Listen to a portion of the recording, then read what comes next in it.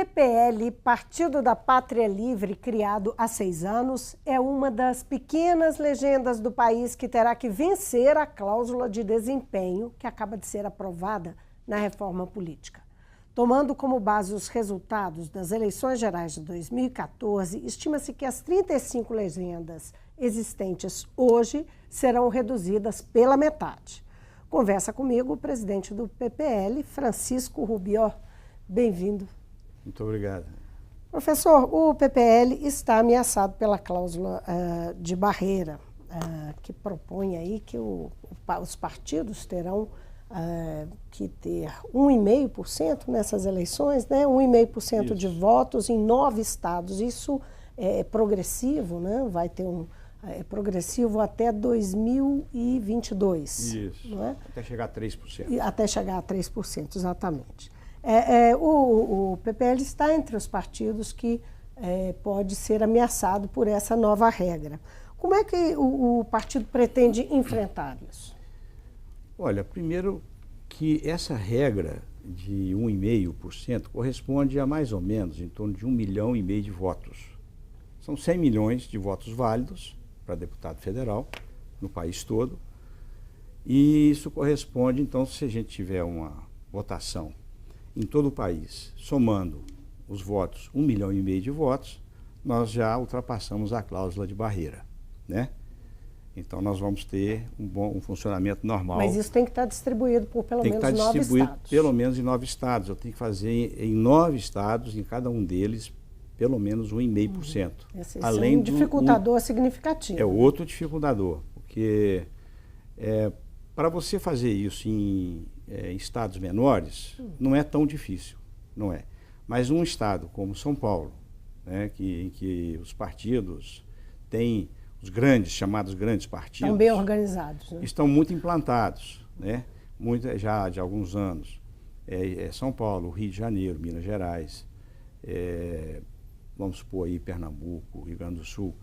Mas, para nós não estamos com receio disso, não. Porque nós temos já várias chapas em formação nesses estados. Nós já temos uma configuração de que em pelo menos 9 estados nós faremos esse 1,5%. Agora, se fosse hoje, nas últimas eleições, se isso tivesse sido, essa imposição tivesse colocada, o PPL teria alcançado? Não. Não teria. Não. Então, o PPL tem que fazer um esforço extra para chegar lá. Temos que fazer. É isso que o senhor está falando mas das chapas. Nessa última eleição municipal, a gente já cresceu em vários estados, né, com bons vereadores, alguns prefeitos. E isso forma uma base que alavanca a votação, né? Então, como você falou, cláusula de barreira é a tentativa de barrar os grandes partidos que monopolizam a política nacional, que monopolizam essas decisões antipopulares e antinacionais que estão sendo tomadas na base do chicote do Temer, né? Eles estão tomando uma série de decisões antipovo, antinacionais. Então, esses grandes partidos querem continuar fazendo essa política nociva. Agora, professor, não há dúvida... E querem impedir que a gente chegue. Não há dúvida que há interesse dos grandes partidos em limitar o espectro. Sim. Mas há também um entendimento que já existem 35 partidos no espectro partidário e uma legislação que divide um fundo eleitoral, um fundo partidário, por esses grupos e por esses partidos, e muitas dessas legendas foram criadas exclusivamente para fazer balcão de negócio, são as legendas de aluguel. Não é? Algumas negociam tempo de TV, negociam, enfim, veem no partido a possibilidade de chegar a esses recursos do fundo eleitoral, porque existe lá, mesmo que seja um valor residual, é destinado, todos os partidos, mesmo sem representação, têm direito.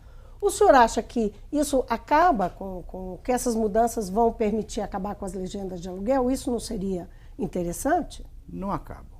Não acabam? Não. Por que não?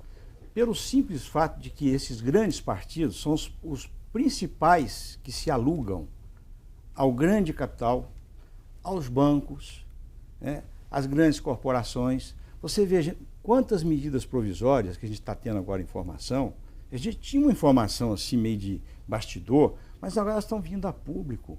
Esses grandes partidos se alugaram às grandes empreiteiras, se alugaram a um Eike Batista, se alugaram aos banqueiros.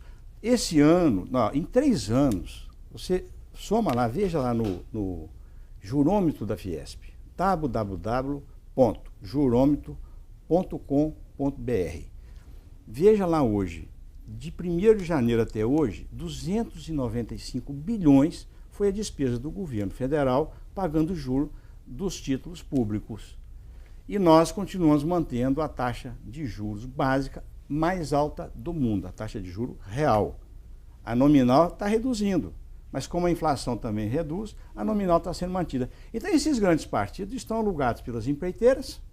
Então vem criticar agora que tem siglas pequenas de aluguel, mas se eles estão se alugando a bagatela de bilhões para prestar serviço a quem, em vez de beneficiar o país, a indústria nacional, está beneficiando a formação de cartéis de monopólios cada vez mais. Né? Então, essa crítica não procede. Eles primeiro têm que olhar para o próprio rabo, certo?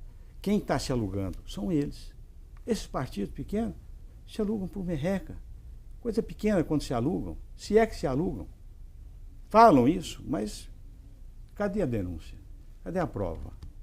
Agora, nós temos prova de que esses grandes partidos que querem se manter no poder, continuar monopolizando o Congresso Nacional, Senado e a Câmara, esses sim estão se alugando e por somas astronômicas de dinheiro.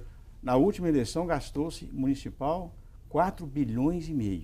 Na penúltima que elegeu essa Câmara e o Senado, foram 3 bilhões.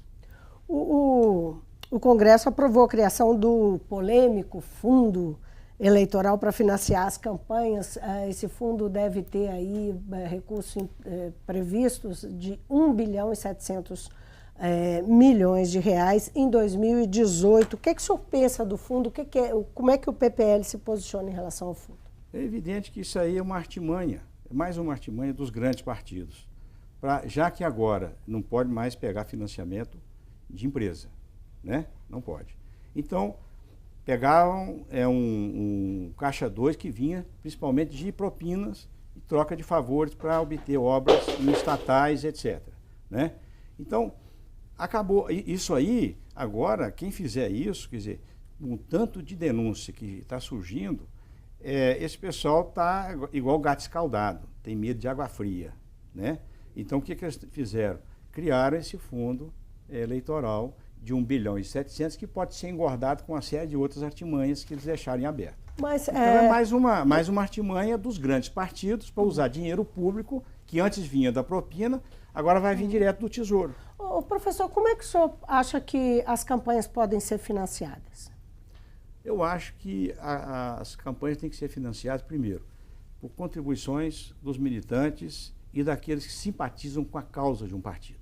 Eu te pergunto, qual é a causa desses grandes partidos? A causa é isso que nós estamos vendo aí, esse horror. Né? A entrega do patrimônio, agora a Eletrobras está sendo rifada. Uhum. Agora, em termos, né? Só pensando em termos práticos, desculpa eu interromper o senhor, mas pensando em termos práticos, o que é que nós temos? Nós temos, nesse momento, um sentimento do eleitorado, da população brasileira, de descrédito muito grande em relação ao sistema partidário.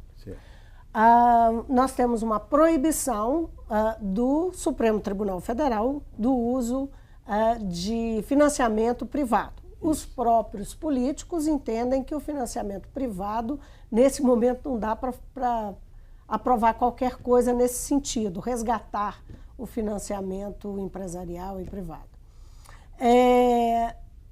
O financiamento público também o senhor está condenando, achando que não se deve usar o recurso público para financiar as campanhas. Com o descrédito do eleitorado, como é que faz para financiar a campanha? Como é que faz? Porque a campanha, na verdade, o que ela é? Ela em si, ela não tem nada de mal, não é? Ela é um ato necessário até para o funcionamento do jogo democrático. Sim. Não é isso? Sim. As eleições têm essa finalidade. Claro, claro. A campanha vai tornar público quem é candidato, o que ele pensa e o que ele vai fazer. E aí? Primeiro que existe no povo, como você muito bem falou, um espírito de que é preciso limpar esse Congresso Nacional, limpar o Executivo e até algumas franjazinhas do Judiciário, né? A gente vê aí alguns comportamentos estranhos. A justiça em geral funciona bem, mas tem alguns senões, né? E precisa ser corrigido. Então, o mal está ali, graçando e um alimentando o outro, né? Então, para provar maldades contra o povo, aí compra-se os deputados, os senadores, para provarem isso. Isso causou um desgaste, e o desgaste é evidente no meio do povo, tem esse tipo de reação, de rejeição até a qualquer político, seja quem for. Mas tem aqueles que estão querendo mudar o país, né? Que não é possível continuar desse jeito mais. E o Pátria Livre, o próprio nome diz, Pátria Livre. E a gente está lançando uma ideia agora, é Pátria Livre de quê? Livre da corrupção e do entreguismo. As duas coisas resumem a patifaria que está aí hoje graçando nesse país. Corrupção, usar o Estado para se beneficiar, para benefício privado, pessoal, né? E o entreguismo, porque o patrimônio nacional, eu considero patrimônio nacional, não é só estatal não. A indústria de máquinas e equipamentos nacional está ribanceira abaixo, literalmente, né? Perdendo produção, capacidade produtiva. Por quê? Porque mantiveram, o governo atrás do governo, mantiveram um tal do câmbio super valorizado, o nosso real. Ele adquiriu um poder de importação fantástico. Ele chegou, na época do Fernando Henrique, 75 centavos cada dólar, lembra disso? No Lula foi 1,6, com a Dilma 2,0, agora que chegou a 3 ponto pouco, mas isso é irreal, não é real, porque o real, para ter paridade com o dólar hoje, equiparar o poder de compra, ele teria que ser $1, R$4, tá? Porque aí não há subsídio cambial à importação, e nós vivemos anos a fio de subsídio cambial. Destruiu a indústria nacional, então nós precisamos agora de um plano para recuperar a produção industrial do país. Isso é urgente. É a coisa mais emergente. Agora, todas essas ideias que o senhor está colocando aí e defendendo, eu vou voltar na questão do fundo, porque o senhor não me respondeu. Diante dessa situação, não tem dinheiro privado, não pode dinheiro público, não consegue dinheiro com a população por causa do descrédito. Como é que vai financiar as campanhas para dizer o que o senhor pensa? Sim, nós vamos financiar buscando o apoio popular às nossas campanhas, divulgando o que nós estamos propondo para o país. Tirar o país dessa encalacrada que foi enfiado, né, por causa de uma política de submissão ao capital estrangeiro, ao capital internacional, né, dilapidando a nossa produção. Então nós vamos oferecer esse programa e captar apoio a partir disso. Não é em troca de favores. Eu não quero, me dá seu voto aqui que eu te dou 200 mil, te dou 100 mil, te dou 50 mil. Não é assim que nós vamos trabalhar, não é assim que nós trabalhamos. Professor, em termos práticos. Está aqui um programa, eu preciso do seu voto para garantir que esse programa chegue lá. Em termos práticos, pensando nos nomes que já aparecem, em partidos que já aparecem aí, com a pretensão de disputar o governo do Estado e no plano nacional a presidência da República. Vamos começar aqui pelo governo do Estado.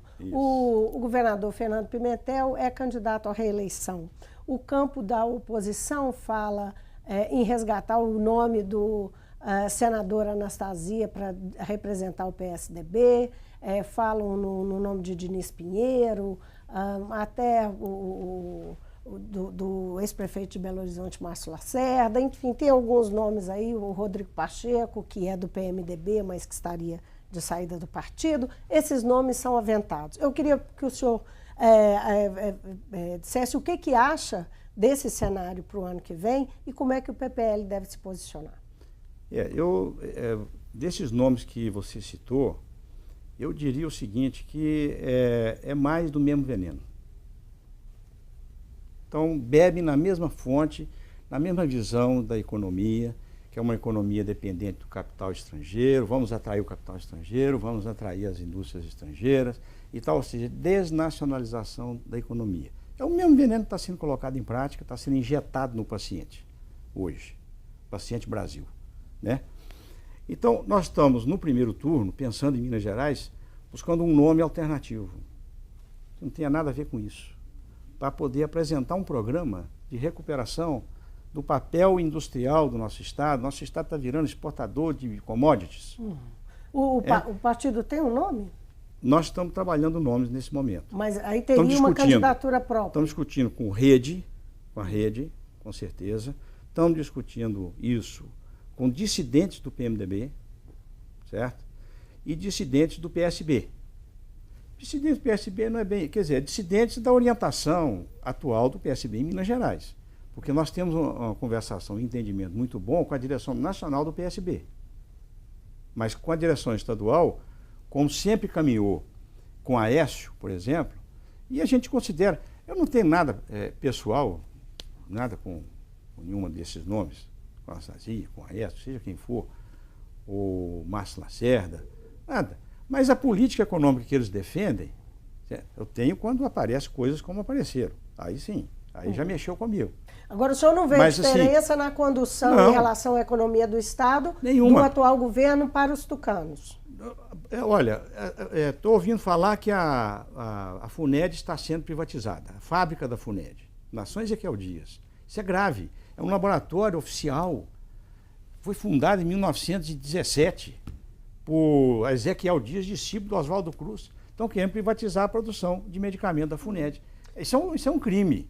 Agora, eu te pergunto, será que é a mesma coisa, então? A gente acha que, não, PT, o Pimentel vai mudar, né, a filosofia toda econômica e tal do Estado, mas começa com isso. A resistência à entrega das hidrelétricas da CEMIG foi uma resistência pífia, cá para nós. O governador tem um poder muito maior de mobilização da comunidade mineira como um todo. Era para agitar esse Estado, fazer que nem o Itamar fez com Furnas. Então ela falou assim, botou a PM, Polícia Militar lá em Furnas, ocupou Furnas. Vem privatizar que vocês vão ter, entendeu? Qual é a posição de força que o governo estadual fez? Está entrando na justiça. É justiça. Agora, no plano nacional? No plano nacional nós temos 3 nomes já no partido para candidatar a presidente da República. Quais sejam? Então, provavelmente nós vamos... no momento, eu não estou autorizado a dizer, mas já estão conversando.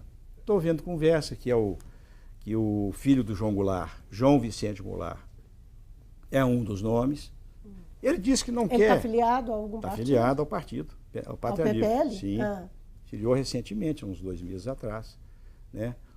O Hildo Sauer, um engenheiro que é da USP, está até disputando a reitoria da USP agora. A expectativa é que hajam muitos candidatos, tem né? Em 2018. O Movimento Cívico Nacional, por exemplo, apresentou um nome para nós, propôs. Abraça o programa do partido plenamente, né? Gostou do programa do partido, está dizendo, quero ser um nome a ser analisado pelo partido para... Né? Agora, as pesquisas mostram a liderança do Lula, né? Apesar os possíveis impedimentos judiciais, né? Ele vem crescendo nas pesquisas, vem fazendo um trabalho de viajar pelo país, das caravanas e tal. De um lado, a gente percebe o seguinte, que toda essa política radical de direita que o Temer está colocando em prática está jogando água no moinho do Lula. Certo? Enquanto não se apresentar um nome alternativo, e na hora certa nós vamos apresentar esse nome, né? Então, quem? Se não é Temer, não vai ser ninguém lá. Renan, Sarney, vai falando aí, né? Aécio, não vai ser nenhum desses nomes. Então o povo está perplexo. Aí se agarra na primeira tábua que aparece, está afogando, né? O sujeito está afogando, ele se agarra em alguém. O senhor mencionou o governo Temer. O governo Temer, como o senhor mesmo já fez uma referência, está preparando uma série de privatizações. Né? Aprovou a reforma trabalhista, a terceirização, a PEC do teto de gastos, acena com a reforma da Previdência. Como é que E fala que isso tem um objetivo final de retomada da economia. Né? Como é que o senhor enxerga, né, o país até o final do ano que vem, que é quando nós teremos eleições, com todas essas mudanças? O país, todas essas medidas que você citou, elas são claramente recessivas. Né? A taxa de investimento, taxa bruta de investimento na economia, caiu para 16%. O ideal é que ele chegasse a 25%, para você ter um crescimento sustentável de 3%, 4%, de 5%, 6%. 25% a taxa de investimento é um percentual sobre o PIB, certo? Bom, o que você está vendo são todas essas medidas são para cortar investimento. Eles congelaram os investimentos por 20 anos. Mas dizem que vão produzir empregos. Que emprego? Como é que você reduz investimento, você vai produzir emprego? Isso é uma falácia, isso é uma mentira deslavada. Criando novas regras de relações de trabalho que facilitem para os empresários trocar e veja bem, recontratar? Que empresários que vão vir para cá? Esses que provocaram aquela crise dos derivativos na Europa e nos Estados Unidos? Esses são os empresários que nós queremos atrair para desenvolver o país? Isso é uma falta total, é um descaso total. Pensando mesmo no empresariado nacional. Tem que confiar no empresariado nacional, mas tem que criar fundos de investimento que o empresariado possa lançar a mão deles para aumentar a sua capacidade instalada, melhorar o seu desenvolvimento tecnológico, né? Investir em desenvolvimento tecnológico. E o Estado, veja bem, o Estado é o principal consumidor de bens e serviços. Se o Estado congela os seus investimentos, seus gastos, isso implica que vai comprar menos, muito menos, né, de quem produz, né, e vai gerar muito menos emprego. Então, uma coisa está ligada à outra. Se soma a União, soma estados, são 26, e mais os 5.000 e tantos municípios, soma isso aí, você vê o volume de compra de bens e serviços que isso representa. Quando você congela isso, não vamos gastar, é para quê? É para arrebentar com a produção interna e tornar a gente dependente da exportação, porque você acaba com o consumidor interno, e o empresariado brasileiro depende do consumidor interno, principalmente. Já o capital internacional, não. O Brasil não está comprando, vende para a Argentina, vende para a Rússia, vende para a China, vende para cá, vende para lá, entendeu? Então, o nosso empresariado, não, ele tem um público para ele vender. Só para a gente terminar, muito se fala sobre a reação ou a falta de reação da população brasileira diante de reformas polêmicas que muitos dizem estão retirando direitos e não a reforma política, a reforma trabalhista, por exemplo, é considerada por muitos por uma gama de retiradas de direito e não de modernização e tal. Mas o que a gente vê é uma população bastante, aparentemente, alheia a esses acontecimentos, a essas mudanças. O senhor acredita que o senhor está falando de coisas que normalmente as pessoas não tomam muito conhecimento? O senhor acha que as pessoas vão prestar atenção nessa discussão sobre o capital internacional, as estratégias do capital internacional para ocupar o mercado? O senhor acredita nisso? Não, todo mundo está sentindo na pele que as empresas nas quais ele trabalhava, eles mandaram ele embora, ele, vários colegas e tal. Por quê? Ele sabe que a empresa perdeu vendas aqui dentro do mercado e que ela teve que reduzir os seus empregados. Isso é do conhecimento do operário. Só não é conhecimento daquele que está lá sentado em Brasília, que fica lá no seu gabinete, entendeu? Tranquilo, refrigerado, bonitinho, pegando verba daqui, pega a verba de lá, faz uns favores aqui para o prefeito aqui, para o prefeito de lá, para continuar mantendo a votação. Mas o povo está sabendo. Quando a gente vai para a rua, nós temos feito isso, nós estamos colhendo assinaturas contra a lei da escravidão. Essa lei que eles aprovaram agora, que é chamando de reforma trabalhista, nós estamos colhendo assinaturas, você precisa ver a adesão. É só se chegar e começar a fazer fila, para assinar o abaixo assinado, para revogar a lei da escravidão. Então, assim, se a gente... E nós vamos fazer isso. Nós vamos para a rua. Nós vamos buscar o voto na rua. Professor, muitíssimo obrigada pela sua vinda ao mundo político. Muito obrigado.